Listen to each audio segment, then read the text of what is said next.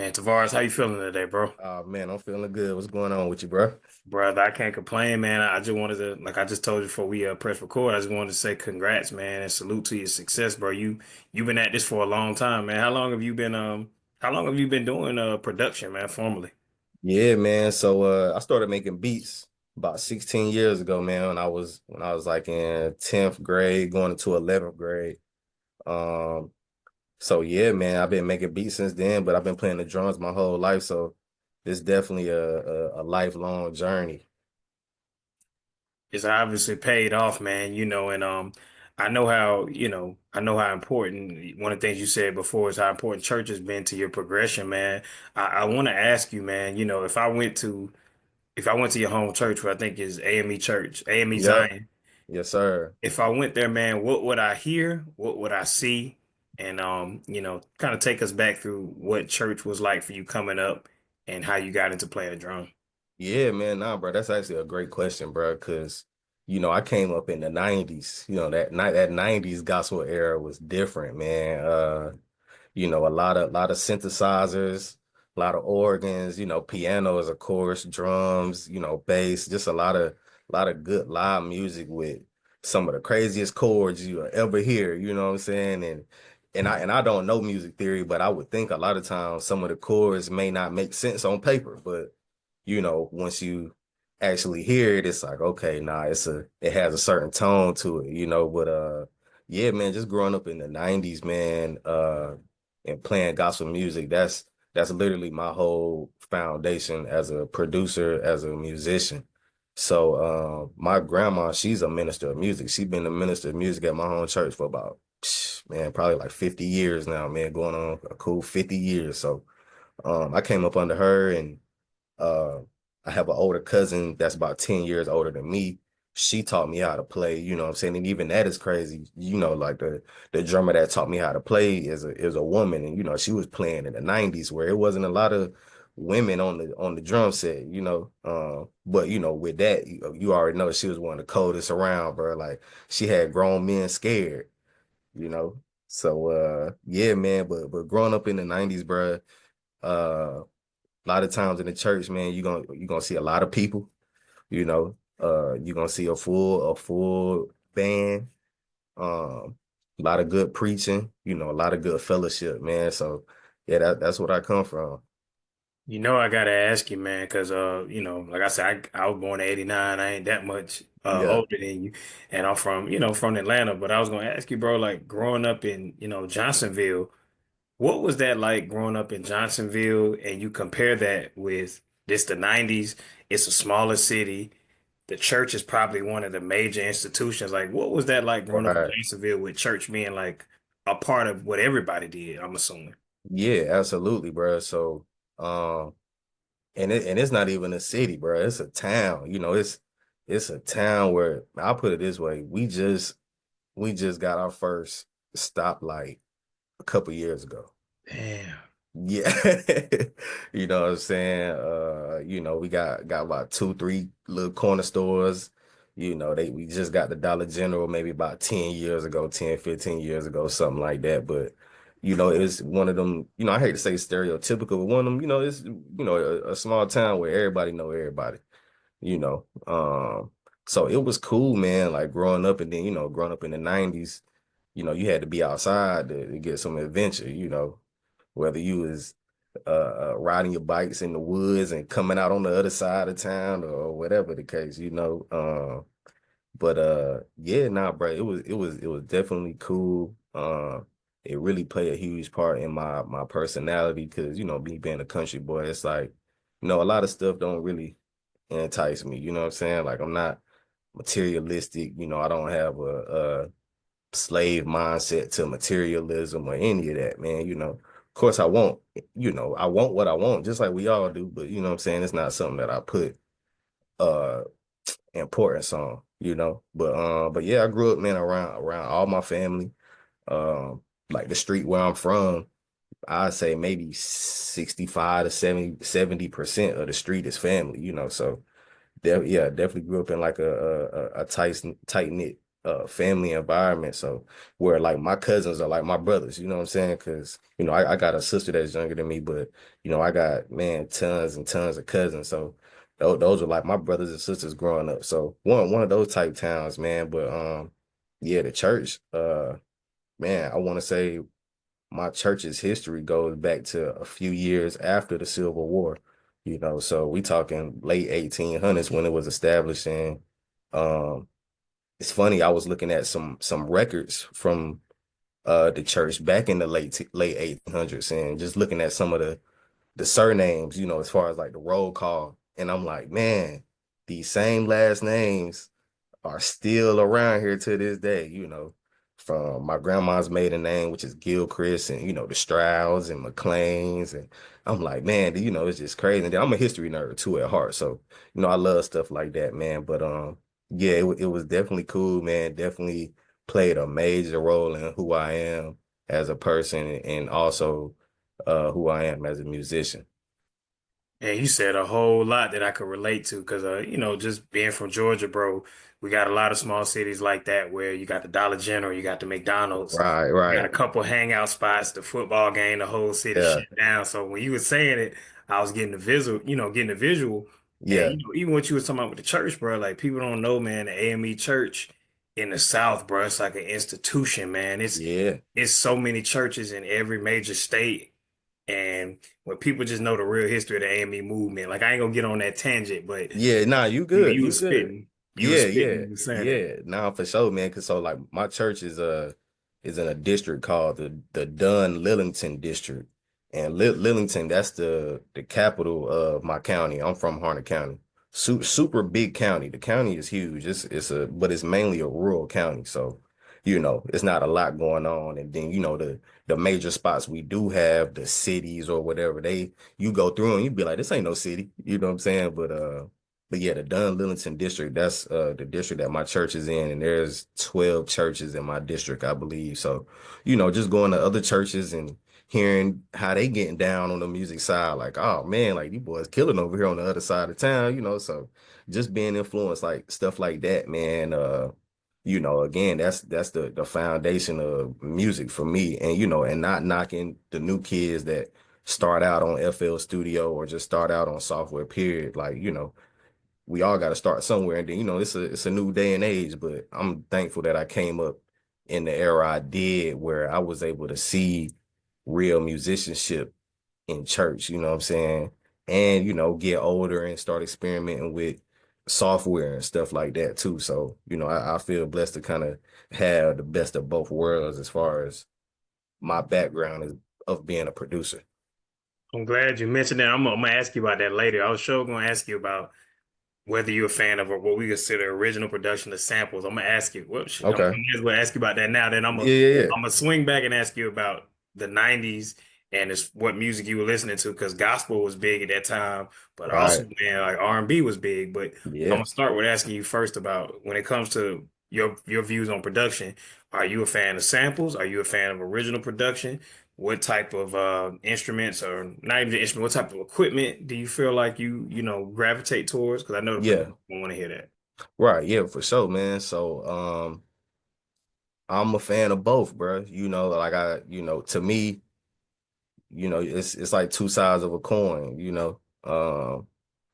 Yeah, I'm a fan of both, man, because with me growing up a gospel musician, obviously that's a lot of, originally composed music. So, I'm a huge fan of original compositions, and whether it's in hip hop, R&B, or whatever. But, I'm still a 90s baby, so that hip hop is in me. And, a lot of people don't realize hip hop was literally founded off the concept of a sample. You know what I'm saying? Whether you have the drum breaks they were taking in the 80s that were coming from the James Brown records, or they taking the bass line from this Parliament funk song, or whatever it is. So like hip hop is literally founded on samples. But and not even to get on a tangent, just start circling back to gospel. you know, Gospel is the root of all black music. You know what I'm saying? So whether we talking about soul or funk or jazz and even getting into the subgenres of jazz from the bebops to the cool jazz, whatever, like it all ties back into gospel music. So yeah, I'm a huge fan of samples, bro. I love samples. I sample to this day. I sample a lot actually. Because I had my New York phase when I was listening to a lot of Jay-Z and Dipset and I'm studying Just Blaze and the Heat Makers, but at the same time, I'm also listening to Dark Child and Brian Michael Cox and you know what I'm saying, cats like Devontae, cats like that. So I think with me kind of having like this hybrid mindset of I'm gonna do both, it kind of gives me an edge too. Cause a lot of producers that I know, or producers that I came up studying, they may be on either side and kind of lean more towards one side. And honestly, I'm not even gonna lie, bro. And again, not even to get on a tangent, but I definitely want to lean more towards the original side simply because, Lord willing, I get really involved in this mainstream side of music. When it's business time, man, I don't want to be having to go through so much red tape. We got to chase down this publisher and this writer from this song we sampled. I don't want to deal with none of that. You know what I'm saying? I want to be one of them cats 10 years from now, they sampling me. You know what I'm saying? So, but yeah, I love both, bro. And even though I play the drums, my favorite instrument is the piano. Like I love the piano. I wish I knew how to play. It's funny, a lot of people think that I know how to play. And I tell people all the time, I don't know how to play. Now, what I can do, I can put chords together just because, I come from it. You know what I'm saying? So, when I sit down, I can put some chord progressions together, some cool chord progressions and nice turnarounds. But I try to explain it this way. Like if we in church and the keyboard player get up and gotta go somewhere real quick, I'm not your guy. Now, if the drummer get up and he gotta go somewhere, we good. You know what I'm saying? So yeah, man, I'm a huge fan of both, bro. Man, it's crazy that you mentioned it because I never knew that you were such a fan of the piano because they talk about the drummer background, but that makes a lot of sense, man, because that's just one of the things. Like I said, your chord progression, you can tell that you understand where things are supposed to be. And even how you learn how to play by drums, a lot Yeah, of it probably by what you heard, probably by yeah. rote. Nah, for sure. Cause I never had any formal training. Like I can't read music, bro. Like I don't know theory. Like we in the studio, like I've been in the studio plenty of times. Hey man, this beat in B minor or is in F major. What hey, look, just like that. I'd be like, bro, I don't know what key is saying, dog. Like I'm just they be looking at me crazy, like what, but at the same time, it's just a gift, bro, to be able to hear something and know what notes go where to create a chord or a feeling or evoke emotion through notes, you know what I'm saying? So I definitely don't look at it like it hindered me, you know what I'm saying? It definitely would have helped, but I don't think I'm hindered simply because I had that gift, you know what I'm saying? A lot of people, I mean, there's a lot of people that know how to read music, but they can't really make something real soulful, real funky because, they going by that paper. A lot of times you might have some chords that were on paper, it's not supposed to be like that, but you hear it and you still feel it like, oh nah, like because bro, I'm sure you grew up just like I did with the music. You'll hear certain chords and it just make your face turn up like what? Like what was that? So yeah, man. No, man, I was gonna say, just listening to your music and the air, like you said, the era we came up in, man, most of the musicians we listened to played by rote. Yeah. None of us, we were growing up in the neighborhoods we were growing up in, inner city or rural areas. We weren't getting formal training. We were just learning. We just had that gift as black people just to be able to hear things, know what it's Right. supposed to be as musicians. Right. And it was funny as I was hearing you talk, you were talking about like just growing up in the 90s and early 2000s. Mhm. You heard the East Coast at its peak, and then the South, all these regions. And I was going to ask you, who were you listening to then, like from a, I guess, music side, producer side as well? Yeah, man. So you know what, bro? And I hate to be cliche, man, but it's so true, bro. I was listening to everybody, bro. I was listening to everybody. Again, like I was saying, like I had my New York phase where, man, I remember being 12. I remember being in seventh grade. This is 2004. Mind you, 2004, we go back. This is like Man, what era Jada was Kiss, that? That's the Lloyd yeah, Banks. Jada, Lloyd. But before I was even going there, I mean, as far as like us being in the South, this is kind of Tip, like the white tee, Tip, yeah. snap era, Tip, and and of course I'm listening to all that, but but just as much I'm listening to D Block and I'm listening to G Unit. Like Lloyd Banks was my favorite rapper when I was 12. You know what I'm Same. saying? Yeah. And then I went back and started doing a lot of homework at 12, listening to Reasonable Doubt, listening to Illmatic, and what I'm saying, listening to Big L. You know what I'm saying? I'm doing all my homework early at 12, and it took me getting older to realize, like, man, I was really preparing myself super early as far as like doing my own research versus taking a deep dive into Reasonable Doubt at 19, 20, which it do hit different the older I got, but still being able to take that initial step of doing some homework and really seeing what hip hop was before my time. Like I did that so early, bro. So, again, I had my New York phase, and I had, of course, me being in the South, that's always been the home base as far as my influence. Always been the home base, bro. So, man, bro, we used to listen to Pastor Troy so much up here, Oh dog. my God, me too, bro. Like, man, Me the too, the bro. Pa- the Pastor Troy era, 2000. I even say before that, maybe like 99.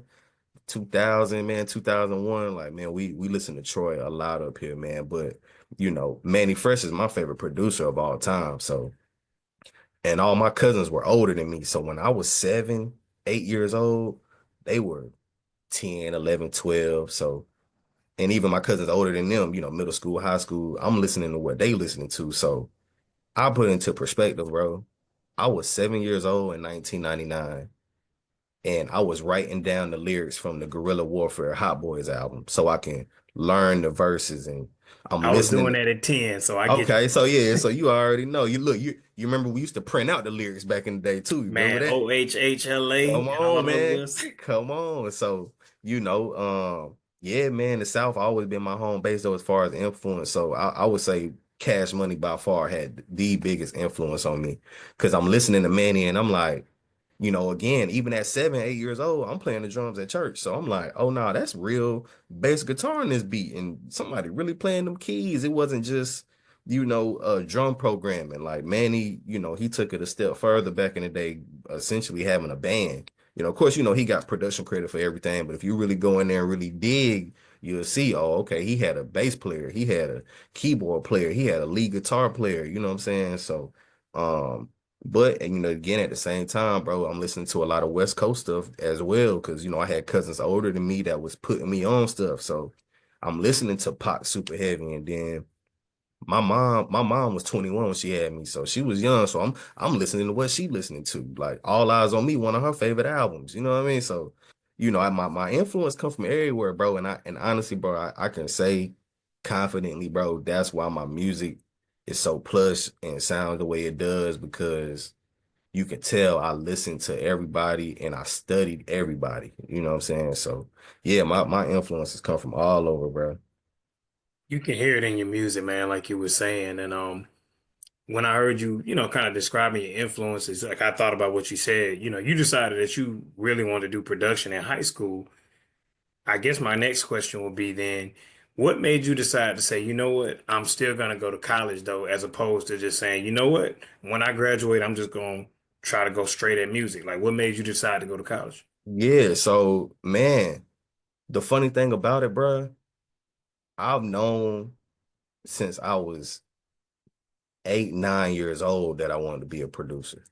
So it didn't even start. I started making beats in high school, but as early as 8, 9 years old, I knew that I wanted to be the person making the beats, or whatever I thought that was at 8, 9 years old. So that even that in itself is a blessing, bro. Because with me being older now and just hindsight, bro, it's like, man, a lot of people aren't blessed to know what their calling is so early.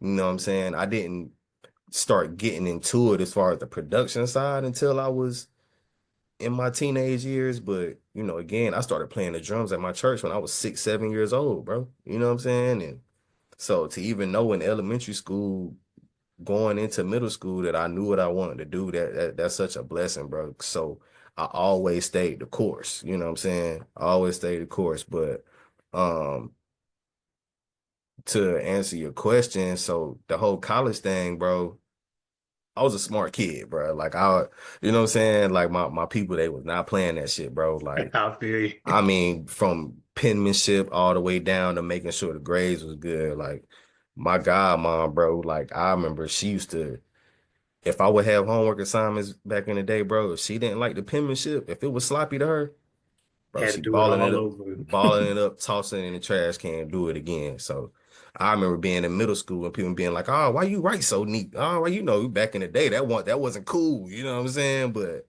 again, like I appreciate them really like training me up right. You know what I'm saying? But yeah, man.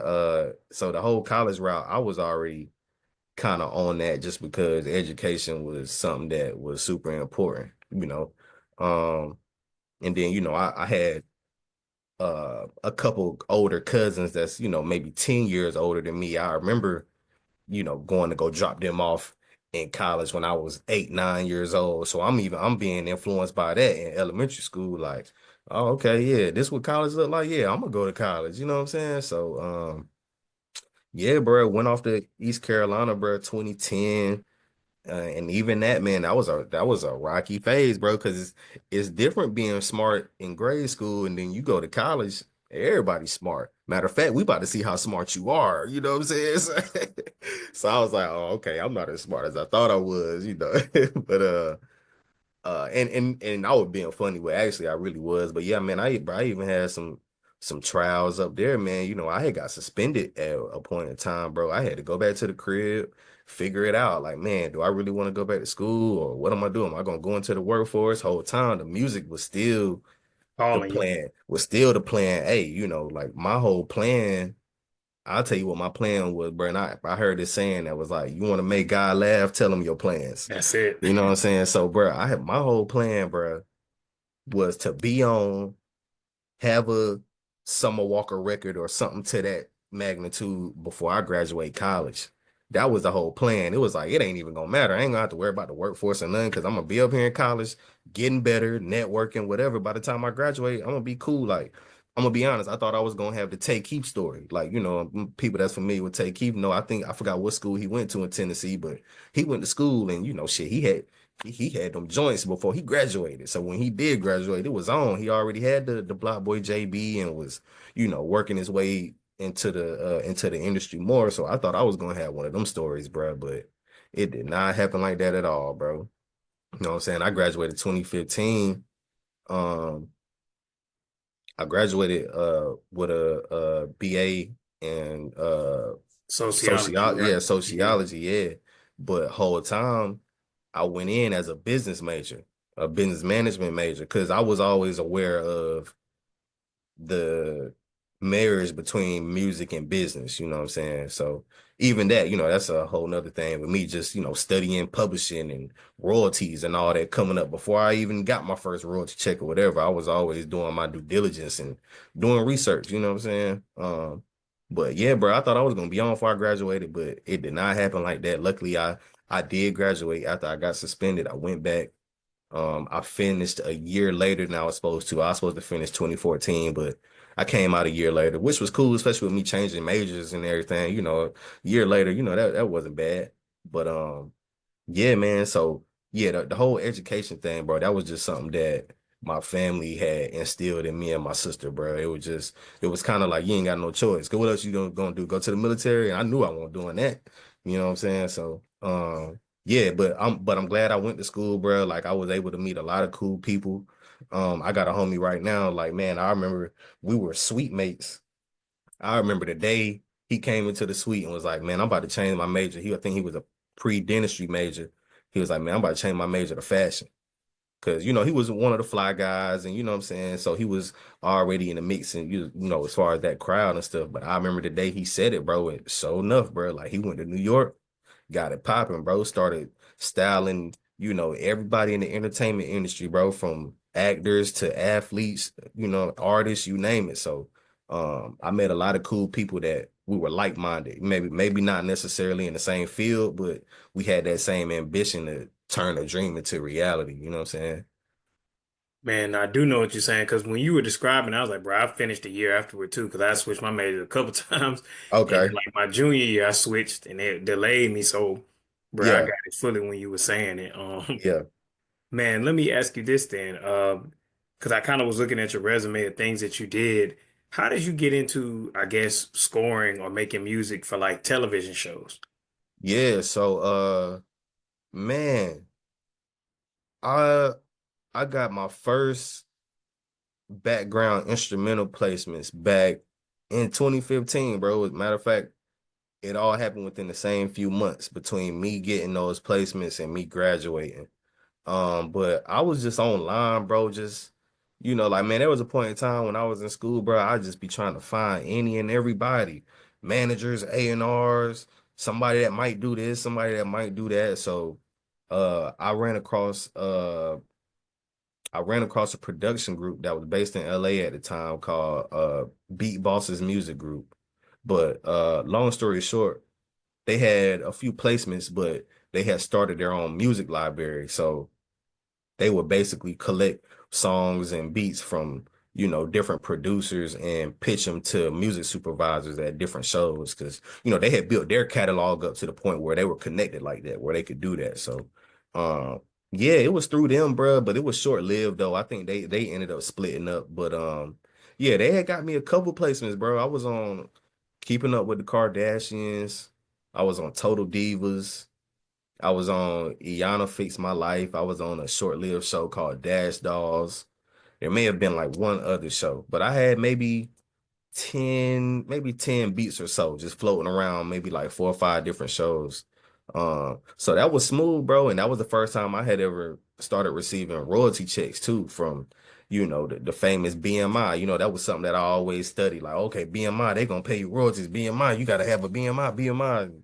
To go from that to finally getting a check from them, it was one of those things where it was like, man, it was enough to go buy some Jordans and probably fill my gas tank, but it still reassured me that I could do what I want to do as far as this dream of being a producer, you know what I'm saying? So I just looked at it like a small win, you know what I'm saying? And that was, man, next year be 10 years, bro. It's crazy just even really thinking about all this, but it took another 10 years after that for me to finally get one of the ones, you know what I'm saying? So yeah, man, shout out to the Beat Bosses Music Group, bro. They were definitely the channel that got me into having some music on some TV shows. And I haven't had any since then, but I'm sure with the record that I got out now with Summer, we definitely gonna have that song get picked up in a couple movies and TV shows and stuff like that.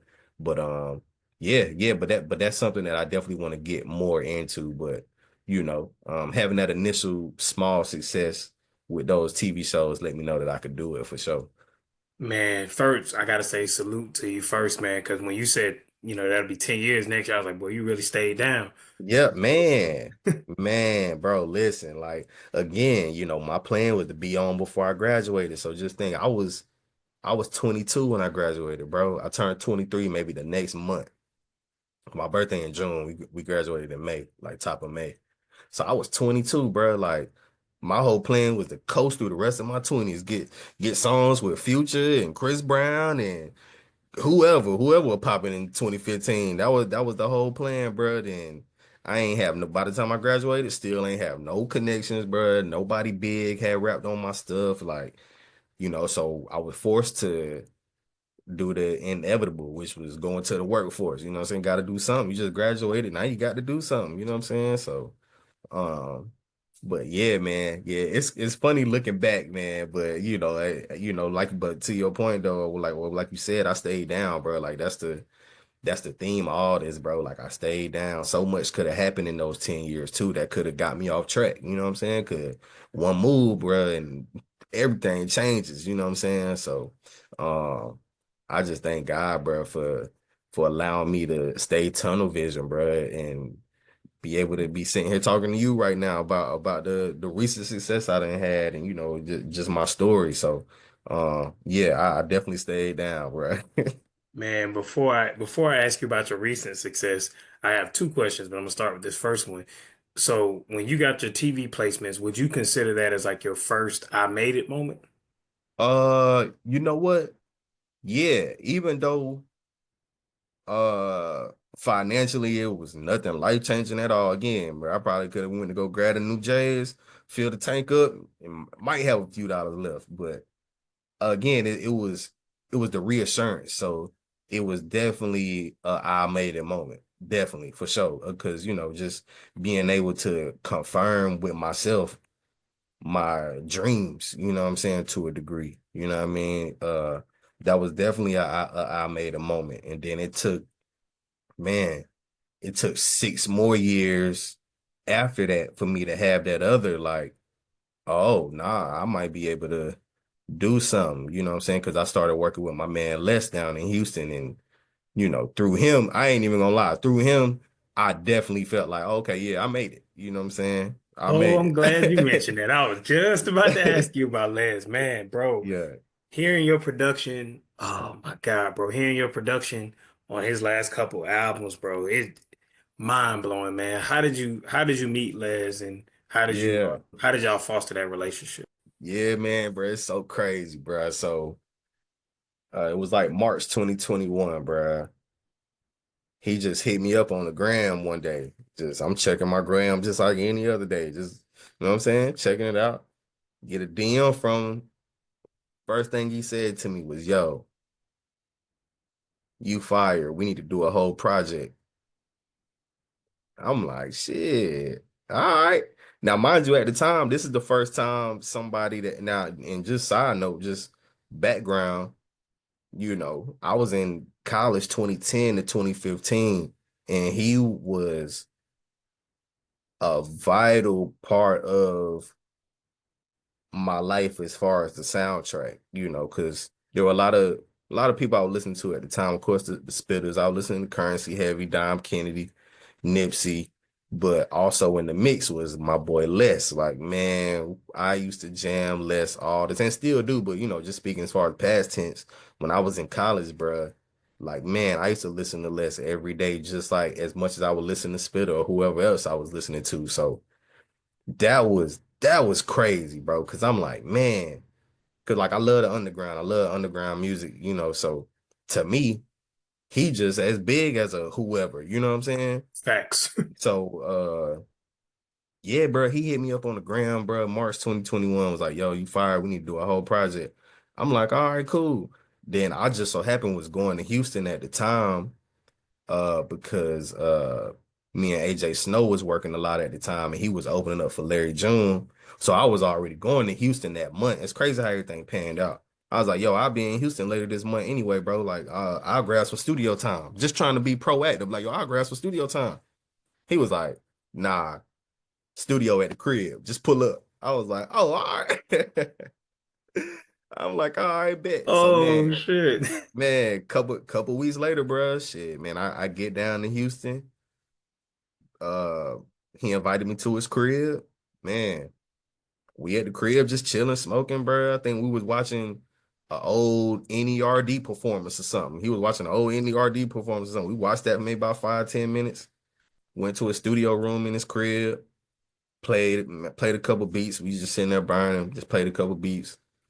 And he telling me which ones he liked, whatever, whatever. And then he was like, so you want something up front for these beats, or you want to just split everything down the middle? I was like, let's split everything down the middle, bro. I ain't tripping. We good. And that's how we been rocking ever since, bro. You know what I'm saying? So it went from him hitting me up on the DM, bro, just randomly, you know what I'm saying? Being like, yo, we need to do a whole project, to a whole project has turned into 10 projects and counting in 3 years. You know what I'm saying? Brother, he been dropping nothing but heat. Like, I'm gonna ask you about the recent project, but dog, y'all have a great partnership, bro. Y'all have a Yeah, great man. partnership. And I've been listening to Les, like this year in particular, bro. His latest projects that y'all have been doing, bro. Shout out to Yeah, LES, man. Shout out to the Ellie Dollar Sign. Y'all doing yeah. work. Nah, for sure, bro. And man, bro, like, dog, I'm telling you, like, again, back to those I made it moments.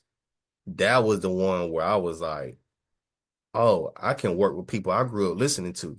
My beat's hard enough to get the people on, and then through him, we got the Currency feature and the Freddie Gibbs feature and the Stally feature. You know what I'm saying? Like he was again, like I really felt like with him, like, oh, okay, now I made it for real. And like and and see and right, and I hate to bring up money with this because a lot of people don't realize, bro, it's going for some people, especially for people like me, bro, it's gonna be a while before you see some paper. So Real whether as hell. no matter how big or small the paper is, it's gonna be a while before you see it.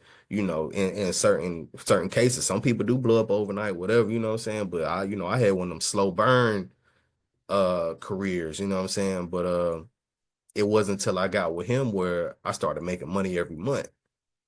You know what I'm saying? Every month, you know what I'm saying? So I'm like, oh, It's okay. changed everything. Yeah, it changed I said, everything. I said, oh, I can make money every month off music. Like, Man, okay, yeah. So in my mind, bro, I was so happy to establish this relationship with him, bro, to the point where, nigga, whenever you need, hey, look, bro, you need some beats, bro, you got them. You know what I'm saying? Oh, you need the stems, nigga, you got you them. got Like, it off you don't top. waste no time because like I don't even think he really understand, bro. That like he really did change my life, bro. You know what I'm saying? Getting like, bro, my boy Les so humble, bro. Like he really a solid dude too, bro. Like music aside, because a lot of, I mean, you're not even to get into a negative space with it, but I've been disappointed. Meeting certain people that I may have been listening to or whatever, and it's like, oh man, you ain't even who I thought you were, but. Bro, I could tell you about that too. I'm gonna let you talk just You as know a what I'm journalist. saying? I can So say, man, it ain't yeah, often you meet yeah, your people you love and they really be solid. man, boy, it'll hurt, boy, it'll hurt. But I can honestly say, man, Les is exactly who I thought he was, bro. Like straight up and down. Cause we done chilled on a couple instances. Like anytime I'm in town, bro, we just be kicking. A lot of time we don't even be making no music, bro. You know what I'm saying? Like, what I mean? That's really my homie, bro. So but he is solid as they come, bro. Like I can't stress that enough. Like there's no exaggerating, bro. Like he really is that dude, man. But again, bro, he changed everything for me, bro. Like, I don't even think he even really realized it, but you know, um, yeah, bro. Like he changed everything, bro, for sure. So yeah, through him, I had already felt like I made it. You know what I'm saying? I was already happy within. Like, yeah, I ain't got a whole bunch of money or whatever, whatever, but man, I'm making money every month doing what I love to do, what an artist I grew up listening to at a important time in my life. So like, you know what I'm saying? Bro, I know exactly what you're saying, man. And if Les see this, man, like, bro, his music and those projects really been getting me through this year, bro. I'm not, especially the new one, but that Less is More Volume 2. Oh my God, that State of Ah, Mind and man. Trying, bro. Those like Yeah. most replayed songs this year, bro. They Yeah. got me through some tough times, bro. I appreciate y'all for those songs. Hey man, that's fire, bro. That's fire because that was just another project at the time. I remember when we put that out, it was just another one. You know what I'm saying? We ain't really think too much on it. You know what I'm saying? But it's cool that regardless of, what I'm saying, how we may have felt, or I can speak for me, how I felt. It's like, people like you, like, nah, bro, like, Like, dude, bro, that joint was getting me through. So, man, I appreciate you even, you know what I'm saying, letting that music be the music to get you through. Cause I know how it be. Like, we all got them songs that's gonna get us through. You know what I'm saying? So, man, I appreciate you, bro, for real. nah, man, it's love, man. Like do it forever. I'll be at work playing that in the school system. Like they just walk by the room, they don't know I'm in Yeah, the yeah, bumping Do yeah. It Forever. I was like, this shit's so playable. That's fire. That's So, fire, man. when people was like, man, he did the summer record, like, nah, that's cool. Yeah, What he yeah, been yeah, doing yeah, on last yeah, yeah, record, yeah, bro? yeah, yeah. Hey, bro, I had even told Les straight up. I was like, yeah, bro, this summer record, bro, this shit cool, bro. But man, nigga, long as we working, nigga, this my bread and butter for real, right here. You know what I mean? Because Les, he 100% independent, bro. He ain't tied up with no labels. He not with no indie label, no indie that operate as a major. He ain't with nobody, bro. He all on his own, bro. And he got some real big stuff coming up next year. I ain't gonna speak too much on it, but he doing stuff that, people with, deals and budgets from big machines may be able to get. You know what I'm saying? Not even a lot of people doing what he doing. So for him to be 100% independent, bro, and come from the lineage of the Slim Thugs and Bun B's and Pimp C's and just that whole, that whole Houston, Texas lineage of how they run a business as far as being some real standalone independent guys. He come from that and he is that. You know what I mean? So yeah, that's my dog, bro. Shout out to Les, bro. Shout out to Les, man, and I can't wait to hear what he got coming down the pipe next year. Yeah. I'm gonna ask you this because I know everybody wants to know, man. First, I'll say, how has your life changed since the Summer Walker record? And then I'll ask you, how did the Summer Walker record and placement come into play? Yeah, man. So how's my life changed? Funny enough, bro, it really ain't changed too much at all as far as like my day to day.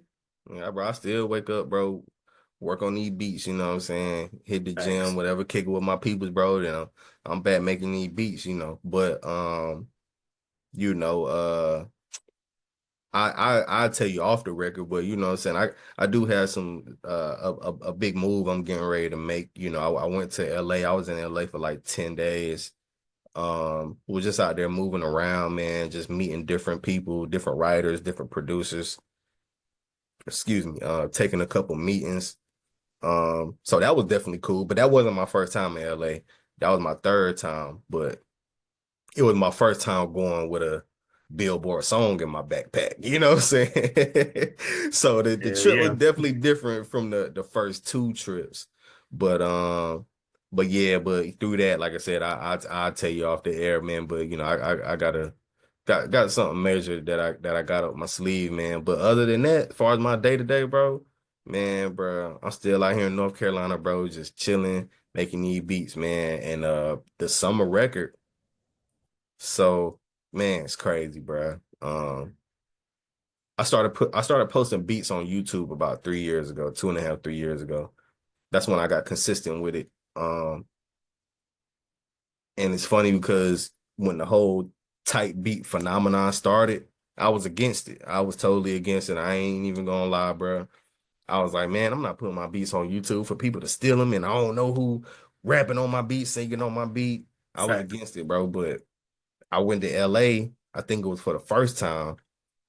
And, you know, there was a couple producers that I met, like Hunger Force, DJ Idea. I don't know if you're familiar with these guys, but they do a lot of West Coast stuff.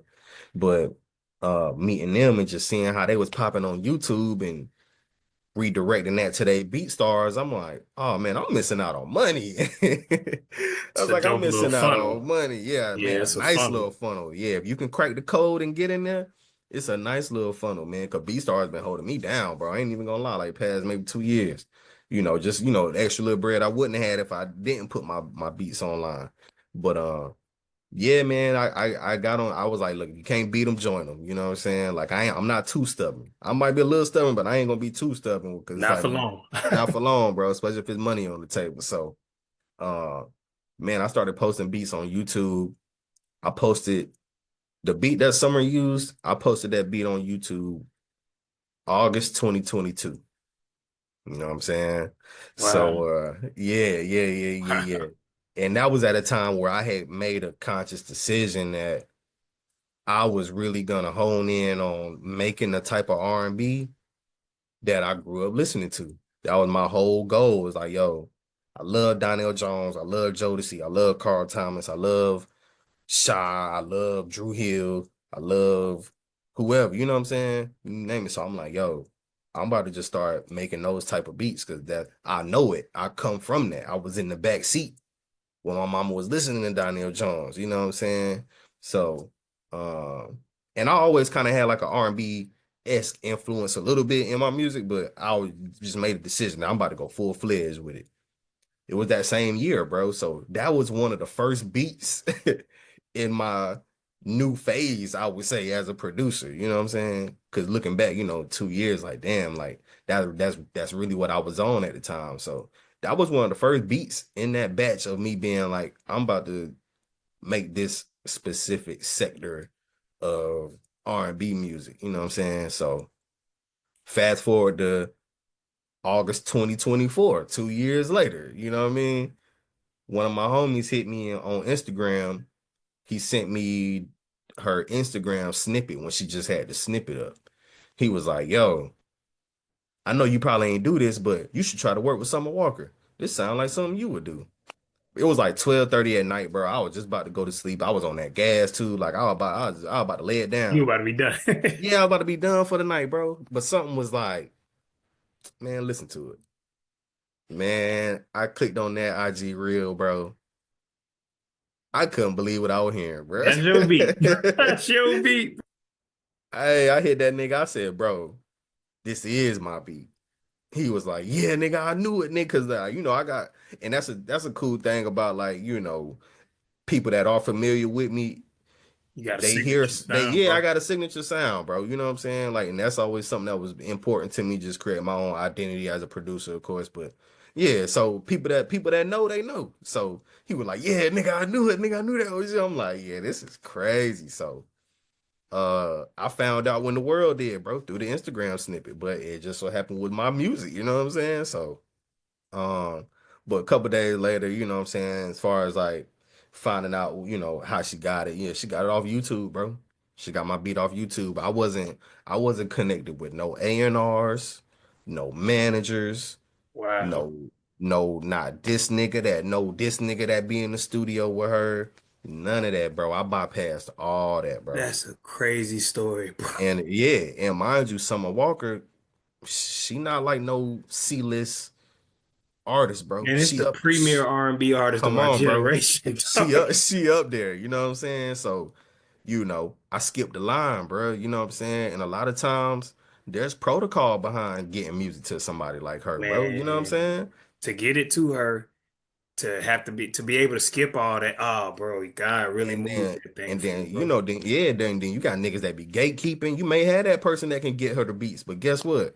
If he don't like it or she don't like it, They nigga, they not not about giving to it pay. to They her. not about to play it for her. You know what I mean? So again, bro, I skipped the line on these boys, bro. You know what I mean? But yeah, my homie told me, my homie was like, nah, nigga, God was your A&R, nigga. He You know what I mean? he I'm he like, set that thing up perfectly, dog. yeah, Put it bro. He right on her said it, desk. Like, bro. Bro. So, and then even more importantly, we just talking to one of the OGs, and he was like, bro, like, nigga, that beat spoke to her, nigga. Like all the millions of beats there on YouTube, nigga, your beat spoke to that girl's soul, bro, and she had to write a song.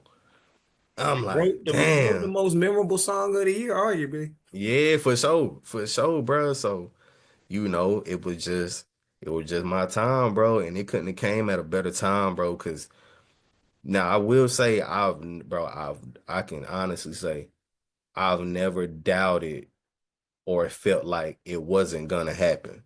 It was always a matter of when. But even with that win, it's like, damn, I've been doing this since I was 15, 16.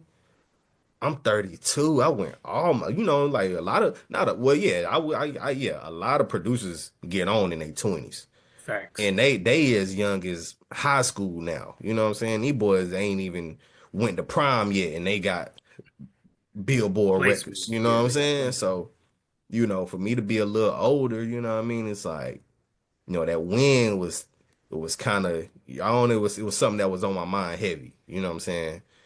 Versus, 7, 8 years ago, it's like, oh, it's all good. I got time. You know what I mean? It's cool. I get it. Then, 27 come. It's like, damn, like, I know exactly okay. what you mean. Then When you start then looking at the clock, like, Man, then 20, then oh. 29 hit. Then it's like, oh my God, bro, I still ain't got one then. You know. Um, yeah, bro. So, for it to happen at 32 is crazy, bro. I ain't even gonna lie, like it's really crazy, but it was right on time though, bro. Nonetheless, like definitely right on time. So, yeah, that's how the record came about, bro. It's a crazy story, but it's really just as simple as me having that beat on YouTube for 2 years, bro. But and I left out an important part. So I do I do a lot of type beats on YouTube, but my specific niche is 90s R&B and 2000s R&B type beats. So I'm not sure how it is now. Cause I ain't gonna lie, I have kind of fell off with my consistency, especially after this summer record. Yeah, I kind of put that shit on pause for a little bit. You know what I mean? I post it now and then, but I kind of been chilling lately. You know what I mean? But at a point in time, if you were to type in 90s R&B type beat on YouTube, I was one of the first channels popping up on the front page. So I had killed the algorithm where, if you post that, you put that in that Tavaras Jordan page, one of my beats is on the front page. So I'm sure that's more than likely what happened, you know what I mean, as far as her finding the beat. But again, there's still millions of beats on YouTube, bro. You know what I mean?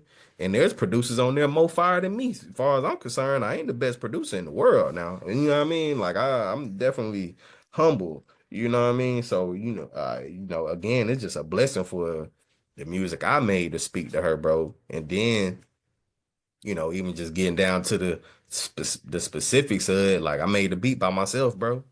At the crib, it was just another day. Made it by myself, and I ain't used not near a sample. You know what I'm saying? Not a sample done by yourself, Yeah, posted it yeah, online. Boy, this is the man. It's the boy. Your documentary gonna be on point, boy. yeah, God, man. boy. Yeah, man. Yeah. So that's how that happened, bro. Like, and then we just been going from there, bro. You know what I'm saying? Been going from there. I will say I did think stuff was gonna pick up a little faster after that. Like, then again, it's like tell a guy you plans, he gonna laugh at you because I thought, okay, I got the Summer Walker record. Shit, Chris Brown about to call my phone Yeah, tomorrow. yeah. I'm out of there. Chris Brown calling me tomorrow. You know what I mean? Kelani people calling me tomorrow. Janae Aiko people calling me tomorrow. Lotto people We're gonna gonna call me speak it up. They tomorrow. coming. We're gonna speak Yeah, it up. no, They for coming. sure. Oh yeah, no, we definitely about to break in. Like I said, I'm gonna tell you what's going on after we get off. But yeah, Already. man. But you know, so like, but even what I got going on now, this took 2 months after the record came out. Record came out October 25th. You know what I'm saying? So it's been 2 months, and I'm just now getting to that point where okay, yeah, nah, shit about to pick up. You know what I'm saying? Bro, that be the story first. It's something you said in the story I'm gonna ask you about next, which is the signature sound. But dude, you just gave so much free game telling people about how you played the lane. You played your lane. You Yeah, picked the niche. You was like, I'm gonna play this lane. yeah, And you played the lane so well. But even then, that's a similar story to how like when J. Cole found that dude's beat randomly on YouTube, like, nah, bro, exactly. that's God engineering for him to just type in certain type of beat, pick that Right. one and rap off of it. Like she just pictured like, bro, it's a lot of 90s R&B beats. That's the most Yeah. popular genre of R&B in the last Right. 30 years. Nah, bro, that was God for him to set it up like that, Yeah, man. nah, for sure, most definitely, bro. And then, just kind of talking to a few industry insiders, and I'm finding out that a lot of people be on YouTube. A lot of people that people wouldn't expect. There it is. Obviously, you know what I'm saying? With Summer finding me on YouTube, so it's like, damn, who else be on YouTube? And I just put it this way, a lot of people be on there, bro. So I'm glad I started putting beats on YouTube, bro. And I just think about little stuff like, man, what if I would have never posted that specific beat? What if I would have took it down? There's so many variables that could have skewed things off a track. But again, bro, like I said, God was engineering, he was A&R, bro. So shout out to YouTube, bro. I ain't even gonna lie. Like YouTube a monster, dog, for real. Man, going in that same vein. Okay. How did you craft your signature sound? And then also, because you took the risk to put it on YouTube, what advice would you give to the next generation about taking risks? Oh man, that's a good question, bro. So my signature sound. It's just a combination of like all my favorite producers, bro, from Devontae to Jermaine Dupri and Brian Michael Cox to Manny Fresh. I don't know, and it's hard to say, bro, because you know what I mean. Like there's certain little things that I'm doing that I think I'm switching it up, but it's still in the vein of what I always do, Yeah, so people can pick nah, up on it. Like, don't give them the sauce, but yeah, just yeah, tell them yeah, like yeah, yeah. how they Nah, for supposed sure. to, how can they create their own signature sound is what I mean. Okay, okay. You know what? What I say, man, get like a nice sound bank of sounds that you love and make as many beats as you can with them, bro. Because that's what I do, bro. Like a lot of times I use the same kick in a lot of my beats, bro. Or I may use the same piano in a lot of my beats. And I don't feel bad about it or feel ashamed about it because you know what? Again, let's just go back in history. Like I said, I'm a history nerd and shit. So man, we could take I don't know, Marvin Gaye, What's Going On album, right? On no computers, nigga. Facts. It was the same drum set on every track. Facts. Same string arranger doing strings on every track, same bass player on Same every bass track. plate. You feel me? So I would say Same four find count with the you Neptunes. feel me? Same four count. So I would say just find your collection of sounds that you like and just go crazy with them. Cause that's all I do, bro. Like that's all I do. I got once I'm making a beat, I got specific sounds that I go to eight, 9 times out of 10. You know what I'm saying? Just find what you like, bro. It's all about sound selection, bro, and what you like, bro. That's it. And when it comes to risk, man, what what are your thoughts on risk? And you Mhm. can mention maybe another risk that you took as well. So what would you tell them as far as taking risk and give us an example of a risk you took outside of the one you just gave, which is a good one. Yeah, nah, for sure, man. So, man, a lot of times, bro, it could be something sweet on the other side of taking that risk, bro. But you gotta also understand if things don't go the way you want to, that's a part of the game as well. You know what I'm saying? Sometimes shit goes sour, bro, and it don't pan out, but it's cool. You just gotta, you know what I'm saying, regenerate and figure it out. But it's definitely advantages in taking risks, bro, because just putting it on the line, whatever it is, bro. Again, like you may come out clean. Like, bro, man, I remember going to concerts back in 2013, 14, going to the Currency concerts and you know, I went to the Nipsey Hussle Crenshaw tour when he hit Carborough right up the street from Chapel Hill. Um, I got beat CDs in my pocket, USB drives. I'm like, yo, if I go to this concert, I could probably get this USB drive to their homeboy or maybe directly to them. You know what I mean? Then it's like, shit, if I sit at the crib and don't go, You'll never get it to them. I'll never get it to him. You know what I'm saying? So man, bro, I remember Spitter had a concert, bro, and at the House of Blues in Myrtle Beach in South Carolina, bro. Myrtle Beach like 2 hours for me. Me and my partner, bro, we drove down there, bro. Man, like it was like a little intermission or break. I'm like, hey, bro, I got some beats. I'm in the crowd talking about, hey, bro, I got some beats for you. And I ain't even that type of nigga, loud and one, but I'm like, yo, I gotta take this risk, bro. Like I'm trying to work with Spitter. You know what I'm saying? Hell yeah, you trying to get this Um, in front of. yeah, so I ain't getting no beats to him specifically, but I had got some to one of his close homeboys, like somebody that through the internet I knew be with him all the time. So, and nothing came out of it, but still though, just getting my reps up, getting used to taking those risks. You know what I'm saying? So, um, but man, let me see an example of a risk I took, bro. So, man, there's a aside from just put my beats on YouTube and being vulnerable, because people can still They steal your they can music. steal the beat, You bro. know what I mean? Shit, that's But a real thing.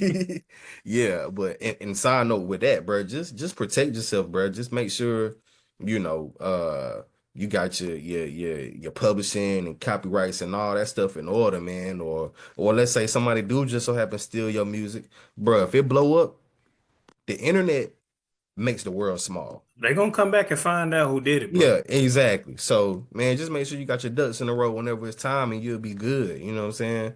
Um, but I mean, could just think that's what happened with me with Summer, bro. She put the snippet out. They didn't hit me up like, hey, Summer got your beat from you, man. She just put the snippet out. But again, the internet made the world so small, all it took was 20, 30 minutes for somebody to send it to me. Like, hey, bro, this sound like you. Shit, nigga, this is me. You see what I'm saying? So gotta take them risks. But another risk I took, bro, man, um, man, let me see, bro, because there's so many, bro. Um, okay, I give you two. I give you two. One, there's so again, I mentioned earlier, I love underground music, bro. Like that's really people would be surprised what I be riding around listening to. They'll be like, I ain't never heard of this nigga. You know what I'm saying? But I love to that, me, bro. that's where the cool That's what is, the real because good shit you know what I is. mean? Because that's what I was listening to coming up. You know what I mean? The Dimes and Spitter Nip back when they was, the blog era. Yeah, I know. We from the same era, bro. Hell So yeah, I know. um, so yeah, man. I'm not sure how familiar you are with 10K Duncan, but he from Cobb County. Man, I be seeing him with you a lot, man. Okay. I know you were gonna shout him out at the end, but tell us Yeah, about. for sure, man. Shout out my boy 10, bro. So, uh, 10 a little younger than me, man. He like late 20. I think my boy 10 like 27 or something. But when I found out about him a couple years ago, I got some little cousins they about 10 years younger than me. So they in their early 20s, but they was like, hey, bro, man, we know you be making that smooth shit, bro. Man, you need to check out 10K Duncan, bro. Like, he be rapping on R&B beats. I'm like, oh, for real? I'm like, all right.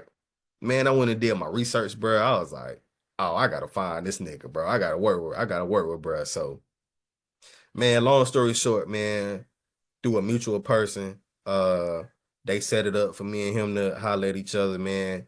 So a lot of these underground cats, bro, they got this thing called beat placements where nigga, they'll charge you to rap on your beat. You know what I mean? And it's a hustle. You know what I mean? I gotta respect their mind because it's like, hey, bro, they underground. A lot of times they not signed to nobody, so they gotta get it how they live. But saying all that to say, I was familiar with the concept of beat placements, but I was not with that shit at all. But this was an exception because I really wanted to work with him. You know what I'm saying? So I paid him. You know what I mean? Paid him whatever he wanted for the beat placement. And man, he sent me a song back the next day. He was like, "Yeah, bro, you can drop the song. You know what I'm saying, on your artist page, whatever, whatever." So, but through that, we built a relationship. You know what I mean? Because I was like, "Yeah, bro, cool. I appreciate you doing the beat placement. Can I keep sending you beats?" He was like, "Yeah, bro, just keep sending them." Man, bro, maybe a week went by. He hit me back. He was like, "Hey, bro, I ain't never heard no shit like this in my life, bro. Like, bro, I'm so glad you've been sending me beats, bro. This is exactly what I've been looking for." You know what I'm saying? So, but it was that risk of spending that. There was a few hundred. I can't remember how much it was, but you know what I'm saying? I took that risk. That was money I could have kept. I could have saved. Like, what? I'm not paying nobody rapping my beat, but I wanted to work with bro. He ain't know me. You know what I'm saying? So, but through that risk of taking that risk, paying him a few dollars, we was able to build our relationship. You know what I'm saying? And then another one, I'll give you. Um, this was nothing crazy, but I was in LA and I was working with I wasn't even working with this songwriter at the time, but it was a songwriter that I was getting familiar with. We hadn't met in person at the time. But man, Albert, I was tired. I think I had been in the studio the night before that, and it was like 11 in the morning the next day, and he was like, "Yo, bro, come out of the studio, bro. Come out of the studio." I'm like, man, all right. You know what I'm saying? So I get up, go to the studio, and me and the songwriter get to talking, and I wasn't as familiar with him at the time. Just somebody that I had kind of started talking to through Instagram. But as we in the studio talking, and he telling me like, yeah, like I wrote and produced such and such for Ruby Rose, and you know what I'm saying, I wrote this, and you know what I mean, I was, Cardi B team had flew me out here a couple months ago. I mean, not a couple, but a couple years ago. That's how I ended up in LA. And then he was like, yeah, my homeboy Leon gonna come through. I'm like, all right, it's homeboy Leon. He got a homeboy named Leon, whatever. Bro, 20 minutes Leon later, Thomas. 20 minutes later, Leon Thomas walked through the door. I'm like, as soon as he walk in, first thing I'm thinking in my head is this the nigga from Zoe 101. And then second thing in my head was, damn, this is Leon Thomas. Because I was familiar, because I think he was one of the producers or writers on Oh, Snooze, and he and done then worked with Gold Ariana, Road. and yeah, exactly. He got Drake records. He got all type of shit he done did in the past 10, 12 years. So he just said it so casually, like, yeah, my homeboy Leon Green come through. I was like, all right, cool, whatever, shit. Nigga walk in, I'm like, oh man, this is crazy. You never know who, bro. And that was kind of like a different type of risk, but bro, I wasn't feeling it, bro. I didn't want to get up that morning. Like, just straight up, I did not want to get up, bro. I was really wanting to just be like, hey, bro, I ain't gonna be able to make it. But I was like, man, let me get up. And through that, shit, I met Leon Thomas. Then, that was a year and some change ago. Now look at what Leon at now. Of course, he was already who he was then, but he didn't drop, arguably the best R&B album this year. You know what I'm saying? So, and he know who I am. And even bro, he walked in the studio, bro. He was like, yeah, bro, yeah, such and such, bro. He be playing me your shit, bro. But bro, I love your beats, man. Your core is crazy, bro. You know what What? I'm saying? Real shit. He already knew who I was. You know what I mean? Mind you, this way before a Summer Walker record. This just when Wow, bro.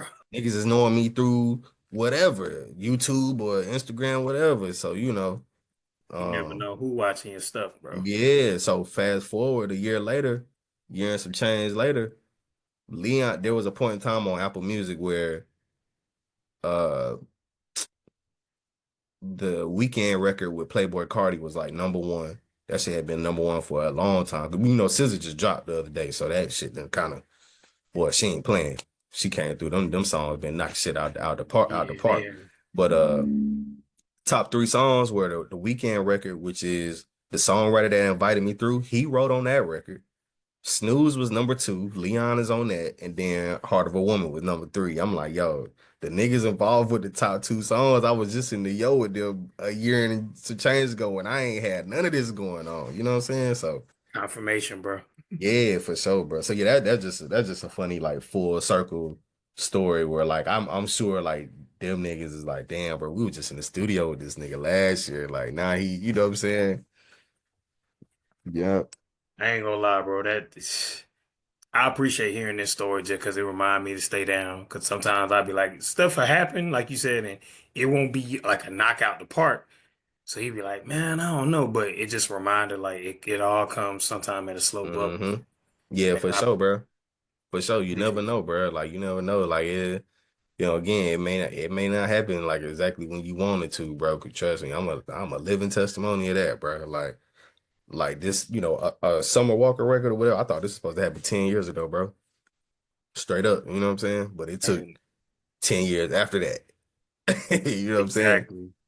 Yeah. Bro, I gotta ask you because I know we can't tell them we can't tell them the best part online, but I was gonna tell you if you had to give a general look at what 2025 looks like, what can people hmm expect 2025 from a general outlook? Yeah, for sure, man. So like, man, my whole goal, bro, is to run R&B, bro. Like I want to be one of them household names. I already got that name that just to them came out of nowhere. Like, who is this? You know what I'm saying? But it's like I'm about to show them, like, I ain't just sneaking in the party. I'm about to become the life of it. You know what I'm saying? So, definitely about to have a lot of R&B records coming next year.